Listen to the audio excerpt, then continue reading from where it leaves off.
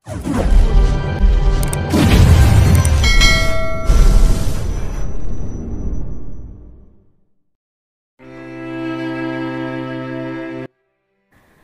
simbahan ako ngayon. Lagi kong pangarap na makasama si Gabriel. Ang tumayo dito sa harap ng altar kasama siya. At ngayon nagkakatotoo na. Pero sa ibang paraan, hindi ito ang gusto ko. Gusto ko siyang yakapin. I wanted to make him feel better. I want to comfort him in my own arms, but I can't. Gusto kong yakapin siya. Alam ko malungkot siya ngayon. Kahit di niya pinapakita sa harap ng maraming tao pero pansin ko yon. Alam ko malungkot siya ngayon. Alam ko gusto niyang umiyak. Gusto kong sabihin sa kanya, Gabriel, umiyak ka lang sa balikat ko. Nandito lang ako kung kailangan mo ko. Kahit di mo ako kailangan, parati lang ako nandito sa tabi mo. Kahit hindi mo ako napapansin, buong puso kong iniaalay sa'yo. Kasi ganun kita kamahal. Pero kaya ko nga bang sabihin yon sa kanya? Papayag ba siyang sabihin ko sa kanya ang mga salitang iyon? Makikinig ba siya sa akin? Ang magagawa ko lang tumabi sa kanya at panoorin siyang nasasaktan. Hawak na niya yung holy water. Walang emosyon niyang binasbasa ng kabaong ng kanyang ama. Hindi ko alam kung paano ko mapapagaan ang kalooban niya. Alam ko hindi madali ang lahat ng to. He was his dad's favorite son, and now that his father is gone, he will be his successor. Siya na ang mamamahal ng kumpanya. He will take over his father's place. At the age of 22, responsibilidad niya ng patakbuhin ng kumpanya at pamunuan to. Hindi pa siya nakagraduate ng college pero siya na ang chairman ng Wu Corporation. Isang taon na rin ako sa elite. I think I can already see myself as good as Gabriel. Isang semester na lang din siya dito sa school, and by the time he graduates, full hands na siya sa corporation. Nakakalungkot mang isipin pero he'll be busy with the corporate world. Lalong mapapalayo yung asawa ko sa akin, lalong hindi niya ako mapapansin.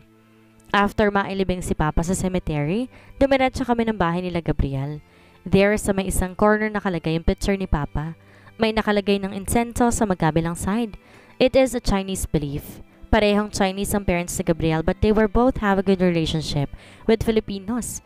Kaya yung ibang practice ng mga Pilipino ina-adapt nila mula noon pa lang. Ni-request ni Mama na magstay muna kami sa bahay. She is still in sorrow kahit na hindi niya pinapakita yon. Natapos kami mag-dinner at lahat pero nababalot ang buong bahay ng katahimikan. We're missing the presence of Papa. Papa was the clown of their family. He's not that kind of business-minded kagaya ng ibang Chinese. He managed well his relationship with his family and within the company. Gusto ko sanang tumulong sa mga maids maglinis ng pinagkainan namin, but Mama refused me to do those things. She said hindi raw bagay sa akin ang mga ganong gawain. Ate Zhao, tabi tayo, sa room ko. Aya ni Feng, bunsong kapatid ni Gabriel. Dadalawa lang silang magkapatid ni Gabriel. Feng is only 16 years old at nasa 3rd year high school na siya ngayon, kung saan ako nag-aaral noon. Pumayag naman ako. Miss ko na rin si Feng kasi hindi naman kami nagkikita. Magkaiba na kasi kami ngayon ng school. Nasa kwarto ko ngayon ni Feng. Nakaupo kami sa kama habang sinusuklay ko ang buhok niya. Gustong gusto niya kasi inaayusan ko siya ng buhok. I miss going sa bahay niyo ni Kuya Gabriel. Ang tagal ko nang di nakakapunta since nagkasakit si Papa. Can I visit you and Kuya sometime? Excited pang sabi niya. Ngumiti lang ako sabay tango. Yay! Thank you Ate Zhao. Sabay yakap niya sa akin. Pakiramdam ko si Gabriel ang gumayakap sa akin. Magkamukhang magkamukha sa silang dalawa. Para bang kambal? Hindi mo maipagkakailan na magkapatid nga silang dalawa. Now that Papa's gone, things will be different. Nagsimula ng mangilid ang luha ni Feng. Napapahirap para sa kanilang mawala ang papa nila. Maging ako nalulungkot kasi tumayong tatay ko na rin si Papa. It's hard. Ang hirap kapag wala si Papa. At tuloy nang umiyak sa akin si Feng. Niyakap ko siya, tinaplos-saplos ang buhok niya. Sana mayakap ko rin ng ganito ngayon si Gabriel. I wish I can comfort him right now. Nakatulog na sa kakaiyak si Feng. Naisipan ko nang matulog din but something inside me tells me I wanna drink a glass of milk. Kaya lumabas ako ng kwarto at pumunta ng kusina para magtimpla ng gatas. Naisipan ko namang pumunta ng rooftop nila para doon muna magpalipas ng antok. Tulog na ang lahat kasi at mukhang mahangin sa labas. Gusto kong makalanghap ng hangin mula sa labas. Pag-akit ko ng rooftop, di ko inaasahan, nandun din pala si Gabriel. Nakaupo siya sa wooden swing, nakatungo at mukhang alam ko na kung bakit. Looks like he noticed me because he lifted up his head and looks directly into my direction. Bakit kasing ka pa? Tanong niya. Bigla akong kinabahan. Para ako magko-confess sa crush ko sa kalagayan ko ngayon. Kahit na mag-asawa na kami, I still feel this kind of feeling. The same feelings I felt when I was 10 years old and married him. Nilakasan ko ang loob ko para maglakad papunta sa kanya at nagawa ko. Nakaupo pa ako sa tabi niya. Gusto ko lang sanang magpahangin. Ikaw, bakit gising ka pa? Maaga pang pasok natin bukas, baka malate ka na naman. Umiinom ka na naman. Sita ko. Napakamot siya ng ulo. Bakit ikaw? Gising ka pa nga rin eh. Tsaka wala kang paki kung mag-inom ako, kaya kong sarili ko. Pagmamayabang pa nito sa akin. Meron akong pakialam kasi asawa mo ko. Uminom muli siya mula doon sa kan na hawak niya. Napatingin ako sa gatas na hawak ko. Ininom ko rin yung dala kong gatas. I don't know how to put up a conversation. Hindi ko alam ang sasabihin ko. Hindi ka na naman ba makatulog? Kalmadong tanong niya sa akin. Napatingin ako sa kanya. Tila tumalo ng puso ko sa tuwa. Pakiramdam ko nag-aalala siya sa akin. Agad kong ibinalik yung tingin ko sa gatas na hawak ko nang ibinaling niya yung tingin niya sa akin. Hindi ko mapigilang di itago yung ngiti ko. Yung saya ko dahil sa tanong niyang iyon. Instead of answering him, umiling-iling na lamang ako. A few more moments of silence came. Ang awkward na naman ng surroundings, but then, it surprised me na may pumatong sa kanyang balikat ko. I was about to look at Gabriel pero hinawakan niya yung kabilang shoulder ko. Don't look at me. Hayaan mo muna ako. Kalmadong sabi nito. Sinunod ko ang sinabi niya then naramdaman ko na babasa na yung kanan kong balikat kung saan nakasandal si Gabriel. I know what's that. He was crying. It makes my heart relieve in pain. Kahit wala siyang sabihin, alam kong malungkot siya ngayon. Alam ko kanina niya pa gustong umiyak. Ayaw lang niyang ipakita sa harap ng ibang tao. Hindi ko na napigilan pang sarili ko at niyakap ko siya. Nakasandal pa rin yung ulo niya sa balikat ko. I slowly yet gently touch his back. Wala ko ibang masabi. Hindi ko kaya magsalita and this is the only thing I can do for him. To comfort him. Ang daya mo, Zhao. Pagmamaktol ni Carlo. Kaibigan ko. Napatingin ako sa kanya. Ikaw na napapaligiran ng mga hottie fafas dito sa elite. Ikaw na ang prinsesa. Eto na, girl. Ipapasa ko na sa iyong corona. Pak! Inggit na inggit niyang sabi habang kunwari may crown nga sa ulo niya at takmang ipapatong sa ulo ko. Natawa na lang ako sa kanya. Siya ang isa sa mga naging kaibigan ko dito sa school. Oo, tama kayo. Isa siyang gay. Isang napakabait at supportive na kaibigan itong si Carlo. Kahit na parati siya nainggit sa akin sa hindi ko malamang dahilan. Nasa kantin kami ngayon para kumain ng lunch. May baon akong lunch. Maaga kasi akong gumising kaya may time pa ako para gumawa ng lunch. If you will ask kung may gawa rin akong lunch para kay Gabriel, nope. Ayaw niyang nagbabaon ng lunch. Mas gusto niya kasing bumili sa kantin or lumabas ng school para kumain. Wow! Mukhang masarap yung baon mo, Zhao. The best wife ka talaga. Puri naman sa akin ni Cassandra. Si Cassandra naman ang pinsan ni Carlo. Silang dalawang madalas ko makasama dahil na rin sa pareho kami ng block section. I treasure these two so much. They were my first friend. Sila ang una kong kaibigan. Bago ko maalala ang mga alaala ko sa nakaraan, may biglang nagsalita. Wow, ang sarap naman yan. Napalingon ako sa likod ko. It's Peter. Umupo siya sa may kaliwang side ko since walang nakaupo doon. Nakita ko naman nag-appear yung magpinsan dahil ang pagtingin ko sa kanila ay may pagtataka. Kinuha ko sa bag ko yung isa ko pang baon na pack lunch. Binigay ko to kay Peter. Ito na yung lunch mo, sabi ko sa kanya. Nakatingin lang siya sa nakalapag na lunchbox. Halatang gutom na siya. Wow, the best ka talaga, Ambi. Tamang-tama. Kanina pa kumukulo yung tiyan ko. Ay nako, fafa-fit naman eh. You're hurting me. I'm so jelly at you talaga, Zhao. Pagtatampo naman ni Carlo. Hoy Carlo, wag kang ambisyosa dyan. Sita naman ni Cassandra. Cuz naman eh, it's Carla, not Carlo. Carla! Nagtawanan kaming apat. Proud si Carlo sa pagiging pusong babae at wala siyang itinatago na pagkatao sa kahit sino sa maging mga magulang niya. Ambi, anong baon mo bukas? The best talaga tong kaldereta mo. Sabay inom ng tubig. Since me and Peter became friends, parati ko na siyang pinagdadala ng lunch niya at sabay kaming kumakain ng lunch kasama si Carlo at Cassandra. Lahat naman yata ng pagkain na niluto ni Zhao, masarap para sa'yo eh. Pambabara naman ni Cassandra. Ay, correct ka dyan, girl. Kahit yata pakainin mo ng laso niyan, Zhao, masasarapan pa rin si Fafa Pete. Kasi, napatingin kaming dalawa ni Peter kay Carlo at Cassandra.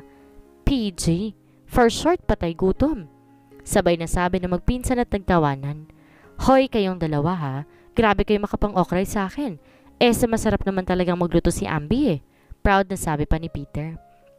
Napangiti ako kasi alam kong magkaka-appreciate ng cooking skills ko. Napabuntong hininga ako na maalala ko si Gabriel. Ano kayang kinakain niya ngayon? Saan siya nagla-lunch? Sinong kasama niya? It's been a week since yung libing ng papa niya. We are still staying at her mom's house. Kaya hindi ko tuloy siya mapagsilbihan ngayon. Lahat kasi ng ginagawa ko sa bahay ay para sa kanya. Yung maid ang gumagawa. Pakiramdam ko tuloy ngayon napaka-worthless kong asawa. Nasa isang restaurant ngayon si Gabriel. Kasama ang tropa. Bumalik ako sa realidad na madinig kong may nagsalita. It was Peter. Napatingin ako sa kanya. Kumakain siya. Nagsimula na nga rin akong kumain. Naiwan na nila kasi ako sa pagkain ng lunch.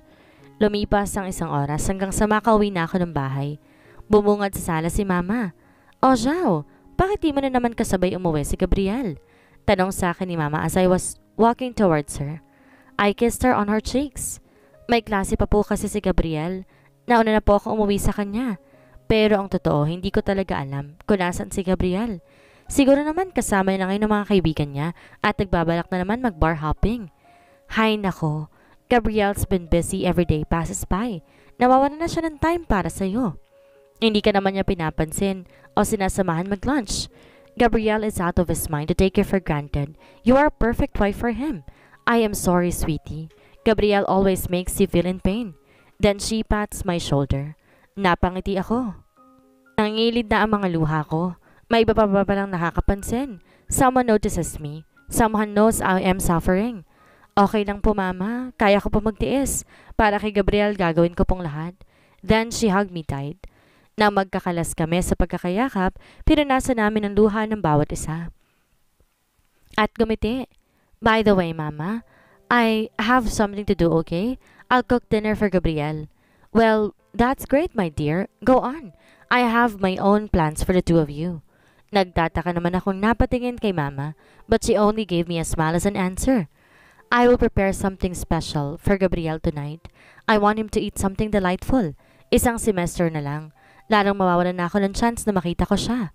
Isang sem na lang kasi graduate na si Gabriel. He's going to be very busy managing the company. I'll be more nothing to him. Lalong mawawalan siya ng time at lalong di niya na ako mapapansin pa. I realized my tears fall down so I wiped it and continued preparing Gabriel's dinner for tonight. Time passed by. Malamig na yung niluto kong chicken curry pero wala pa rin ang asawa ko. Nakaupo na ako dito sa dining table the whole time na naghihintay sa pag-uwi niya. Gusto ko sana i-serve sa kanya itong niluto ko habang mainit pa pero mukhang di niyata mangyayari pa yon. Ma'am Amber, gusto niya bang initin na natin yung niluto ninyo? Para po pagdating ni Sir Gabriel, mainit na po at mukhang bagong luto tong chicken curry ninyo. Sabi ng cook.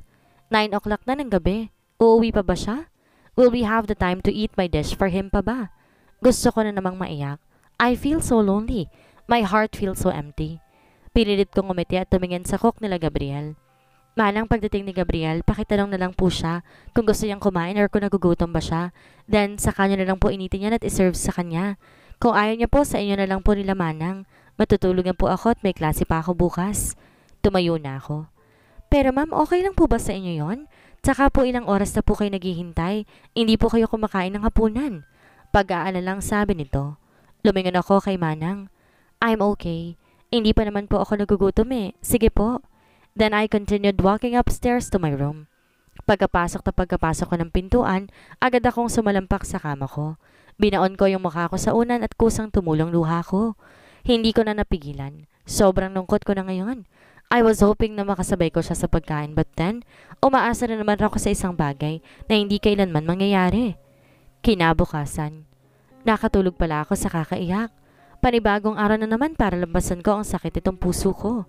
Maaga ako nagising. As always, maaga akong gumigising para mag-prepare ng baon ko. Papunta ako sa kitchen, agad bumungad sa akin yung cook, Manang Esther. Good morning po, Ma'am Amber. Bati niya sa akin. Ngumiti lang ako sa kanya. Kinuha ko na yung mga ingredients para sa baon ko today. Naisip ko magluto ng nilagang baboy with mushroom soup. I already bought the ingredients kahapon. I am still bothered about last night. Kinain kaya ni Gabriel? What time siya umuwi ng bahay? Gusto kong tanungin si Manang kung dumating ba si Gabriel at kinain ba yung luto ko. Pero wala akong lakas sa loob na tanungin ang tanong na iyon kasi alam ko na naman ang sagot. And I will be making assumptions again that will fail my expectations all over again. Habang nagluluto ako, Mama suddenly came. Good morning po, Mama. I greeted. She kissed me on my cheeks. Mukhang masarap na naman yung niluluto mo ah. Well, did Gabriel eat with you last night? Excited na tanong ni Mama. I smiled at her and looked down. She already knows my answer. That boy?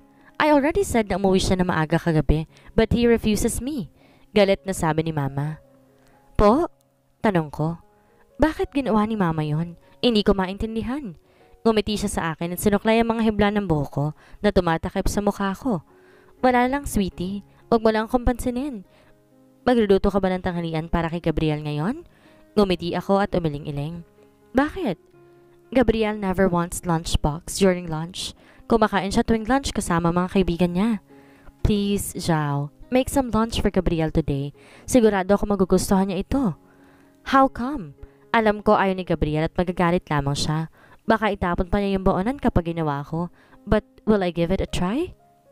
Breakfast time na ng pamilya Wu. Si Feng, si Mama at ako nakaupo na sa dining at nagkukwentuhan nang biglang dumating si Gabriel. Medyo nagulat ako. He usually woke up so late kaya hindi kami nakakasabay sa pagkain at pagpasok. I will miss my first subject if I will wait for him. Oh, you wake up early today. Anong meron, kuya? Pangaasar ni Feng. Ginilo ni Gabriel ang buhok ng kapatid kaya nainis si Feng sa kuya niya. Mama, look at Kuya Gabriel, oh. He acts so childish. Stop it, both of you. Saway ni Mama. Gabriel, maupo ka na. To surprise me, he sat beside me. Bigla akong kinabahan. Di naman to yung unang pagkakataon na makatabi ko sa upuan si Gabriel, pero hindi ko maintindihan yung nararamdaman ko. Ang hirap ipaliwanag. Natapos na akong kumain. Mama, una na po ako. Paalam ko. Come on, Iha. Sumabay ka na kay Gabriel. Tatayo na sana ako pero inalok to ni Mama. May problema ba doon, Gabriel? Dagdag niya. Napatingin ako kay Gabriel. Kumakain pa rin siya. Bigla akong kinabahan. Kinakabahan akong malaman ang sagot ni Gabriel. What could be his answer? Will he say yes? There is no problem with that unless nagmamadali siya. I am not yet finished eating my breakfast. Tila sumabog ang puso ko. Nagdiriwang ang puso ko sa sinabi ni Gabriel. Ito ang unang beses na makakasabay ko siya pagpasok ng school. Masayang masaya ako ngayon. Inintay ko siyang matapos kumain. Inianda ko na yung pack lunch na dadalhin ko sa school. One for me, for Peter, and for Gabriel. Bigla na naman akong kinabahan. Kakainin niya kaya tong pack lunch na ginawa ko? Sumakay na kami sa kotse. Black na Montero ang sasakyan ni Gabriel. At first time kong sumakay ng sasakyan niya. Meron naman akong sariling sasakyan, kaya hindi kami nagkakasabay ni Gabriel. Mini Cooper na kulay pink lang. Kinakabahan ako. Pinaupo kasi ako ni Mama sa passenger seat. Hindi ko alam ang gagawin ko. Makakapagkwentuhan kaya kami? But then will I build up a conversation? He starts the engine. We are on our way to school. He stopped the car due to traffic. Bakit ngayon pa nagkaroon ng traffic? Ilang minuto na kaming hindi nagsasalita. Ano naman ang sasabihin ko? Sobrang kinakabahan talaga ako eh. Sa bintana lang ako nakatingin. Naiya akong tingnan siya. Bakit parang ang dami mo namang dalang pack lunch? Too hungry? He suddenly uttered. Biglang umandar yung sasakyan. Nagulat ako. Kinausap niya ako. Bigla na namang bumilis ang tibok ng puso ko. Ah, yung isa para sa akin. Yung isa naman para kay Peter. Request niya to parati. Napangiti kong sabi. Di ko mapigilang itago ang saya ko nang tanungin ako ni Gabriel. Kaya pala, mahinang sabi ni Gabriel. Napatingin ako sa kanya. His eyes were focused on the road. He looked so serious while driving. After that, nabalot na naman ng katahimikan yung loob ng sasakyan. Only the music from his car ang nadidinig ko. Nawala yung kaba ko. Napalitan to ng lungkot. Looks like he's not interested that much about my pack lunch. May bibigay ko pa kaya itong inihanda kong lunch para sa kanya? Nakarating na kami ng school. Di ko alam kung paano ko ibibigay sa kanya itong lunchbox. Bumababa na kami ng sasakyan. Di man lang siya nag-abalang buhatin ng mga gamit ko or hintayin ako. Nasa parking lot kami ngayon. Hinigpitan ko ang pagkakahawa ko sa lunchbox. Kinakabahan ako but I'll give it a try. Gabriel. He stops and looked back at me. Tumakbo ako palapit sa kanya. Here. Iniabot ko sa kanya yung lunchbox. Kinuha naman niya na nagtataka. Akala ko ba yung isa sa'yo dan yung isa kay Pete? Why are you giving this to me? Naparami yung niluto ko kanina. I know you don't like packed lunch at school pero naisip kong gawan ka today. So I hope you like it. Sige, bye. Sabay takbo ko palayo. I don't want to hear his rejection about my packed lunch. Lalo ko makakaramdam ng lungkot. But maybe I guess I was wrong. Amber! Narinig ko pang pagtawag ni Gabriel sa pangalan ko kaya napatingin ako sa kanya. Iniangat niya yung lunchbox na bigay ko. Thanks for this. Then he smiles. It makes my heart beat so fast. I feel so happy. I smile back at him. And for the chicken curry last night, sorry late akong umuwi kagabi. It made me even happier. Gusto kong umiyak sa sobrang saya. Dahil sa unang pagkakataon, he smiles at me. Gabriel really smiles at me. Sana pwede lang i-record ang pangyayaring to. Kung panaginipan ng lahat ng to, I wish it would stay like this forever. Paatras ako naglakad para makita ko na siyang nakatayo doon. At nang makalayo na ako, humarap na ako sa daraanan ko at tumakbo na ng tuluyan papuntang classroom. Pagdating ko ng room, una ko nakita si Carlo at Cassandra. I smiled at them, kahit nasa malayo pa lamang ako. Umupo ako sa gitna nilang dalawa, kung saan may vacant chair. They look puzzled while looking at me. They are acting so weird. Nagtataka tuloy ako napatingin sa kanilang dalawa. Bakit? May dumi ba ako sa mukha? Tanong ko. Wala naman friend, pero kasi... Kunot noong sabi ni Cassandra. Kasi parang iba yung araw mo today, girl. You look so blooming today. High note namang sabi ni Carlo. Napangiti ako sa sinabi ng magpinsan. Talaga? Korak? Sabay nilang sabi. Siguro dahil yun sa mga sinabi ni Gabriel kanina. He even thanked me for the lunchbox. And he even say sorry about last night. At masaya akong kinain pala ni Gabriel yung niluto ko kagabi. It makes my day happy. It is already lunch break. Kumakain na kami nila Cassandra pero wala pa rin si Peter. Mukhang di yata sasabay sa amin ngayon ang mokong na yun sa pagkain. Aw, mukhang wala si Papa Pete's today sabi naman ni Carlo. Uy, namimiss ni Zao si Peter. Pang-asar naman ni Cassandra. Napangiti ako sa kanilang dalawa. Hindi nanghihinayin lang ako sa niluto kong pack lunch para sa kanya. Sabi ko, bakit di mo na lang ibigay kay Papa Gabriel? Suggest ni Carlo. It made me smile again. I remember what happened this morning. He already have one. Mahina akong sabi. Nagkatingin na magpinsan at nanlaki ang mga mata. What? They both uttered. Tumangutango na lamang ako. Di pa rin sila makapaniwala. Even I still cannot believe it. Magkasabay kaming pumasok kanina and I made a packed lunch for him. Kwento ko. Ay! Hindi maitago ng dalawa yung kasiyahan na nararamdaman nila para sa akin.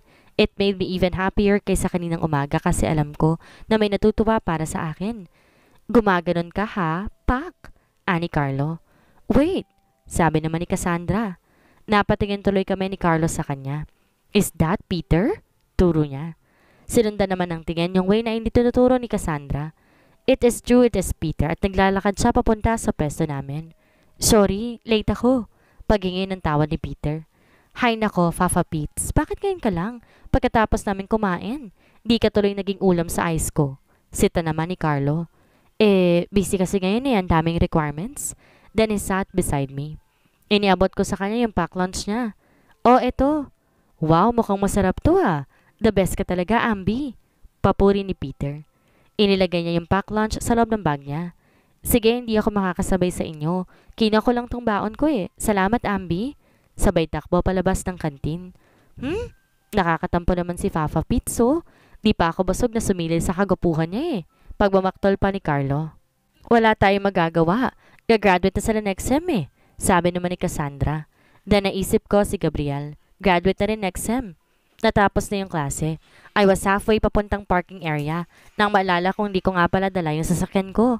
So naglakad ako pabalik ng room. I was hoping kung nandoon pa yung magpinsan. Bala ko sana sumabay sa kanila pag uwi. Pero nagulat ako na makita ko si Gabriel na naglalakad sa harapan ko. May kasamang ibang babae. Nakapulupot yung arms ng girl sa braso niya. Bigla ako nakaramdam ng lungkot at kaba. Habang papalapit sila sa akin, pabilis ang tibok ng puso ko.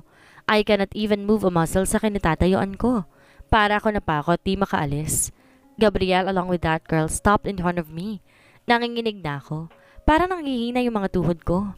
Gabriel? Sambit ko sa pangalan niya. Napatingin ako doon sa babaeng kasama ni Gabriel. Nakatingin siya sa akin na para bang kaaway niya ako. Hinigpitan pa niya ang pagkakahawa kay Gabriel. Ibinaling ko naman ang tingin ko kay Gabriel. I don't know why pero hindi siya nakatingin sa akin. Nakatingin siya sa ibang direksyon. Who's this girl, Gabriel? Do you know her? Tanong ng babae. Napatingin si Gabriel doon sa babaeng kasama niya but he still does not looking at me. Naninikip na ang dibdib ko sa sobrang sakit ng nararamdaman ko. Napahawak ako sa kanang bahagi ng dibdib ko. Sobrang sakit ang nararamdaman ko ngayon. What will I say? Sasabihin ko bang ako ang asawa ni Gabriel? O tatakbo na lang ako palayo? Nagtatalong isipan ko. Random of thoughts came out from my head. Sana hindi ka na lang dumating sa buhay ko. Eh di sana, yung babaeng mahal ko ngayon ang pinakasalan ko. Kung hindi dahil sa'yo, hindi ako magkakaganito. Siya ba ang tinutukoy ni Gabriel noon? Is she the girl that he loves so much kaya hindi niya ako kayang mahalin? Gusto ko nang umiyak. Hindi ko naman alam ang gagawin ko. Paatras ako naglakad, papalayo sa kanila. Yung babaeng yon, nakatingin siya sa akin habang mahigpit ang pagkakahawak sa asawa ko. Nakaramdam ako ng sobrang selos. Oh, nandito ka lang pala. Kanina pa kita hinahanap, babe. Oh, Peter, who's that girl? Is she your girlfriend? Tanong ng babae. Inawakan ako ni Peter sa waist and pulled me closer to him. Hindi ko nga pala siya naipakilala sa inyo. She's Amber, my girlfriend. Hindi ko alam kung anong ire-react ko. I was frustrated and out of my mind. Hindi ko na alam kung ano pa ang nangyayari. Ang alam ko lang may humawak sa braso ni Jed. At hindi ako yon. Oh, I thought you are never mind. Hi, I'm Monica. Nice to meet you, Amber. Bati niya sa akin. But she did not bend for her hands. Instead, she just waved at me. My mind was lost. Hindi ko alam kung ano ang gagawin ko. So, inawakan ako ni Peter sa magkabilang balikan. It was nice to see you guys here pero may date pa kami ngayon ni Ambi so we gotta go. See you around, guys. Then hinawakan niya yung kamay ko at hinilapalayo sa lugar na yon. Who's this girl, Gab? Do you know her? Sana hindi ka na lang dumating sa buhay ko. Eh di sana yung babaeng mahal ko ngayon ang pinakasalan ko. Kung hindi dahil sa'yo, hindi ako magkakaganito. Ang dami ng thoughts sa sumasagi sa isipan ko. Naninikip ang dibdib ko. Tila hindi ako makahinga. I did not realize na tumigil na pala kami sa paglalakad ni Peter. I'm sorry sa nagawa ko kanina, Amber. Ipagpaumanhin ni Peter. Nakatingin lang ako sa kanya. Mukhang nag-aalala siya sa akin. Unti-unti na puno ng luha yung mga mata ko, kaya tila na nalabo na ang paningin ko. I'm sorry, Amber. Then he hugged me. I cannot stop from crying. Kanina ko pa kasi gustong umiyak. Ang ganda na kanina simula ng umaga ko. Bakit babalik na naman sa pagiging miserable? Bakit kailangan ko pang masaktan ng ganito? Hindi na ba ako magiging masaya? Hindi na ba ako magiging masaya sa pagmamahal ko kay Jed? Sino nga kaya ang babaeng kasama ni Gabriel? Ito ba ang lalaking sinasabi niya kay Amber na mahal niya? Kailan kaya magagawang tiisin ni Amber ang sakit na dulot ng pagmamahal niya kay Gabriel? Yan ang ating aalamin sa susunod nating kabanata.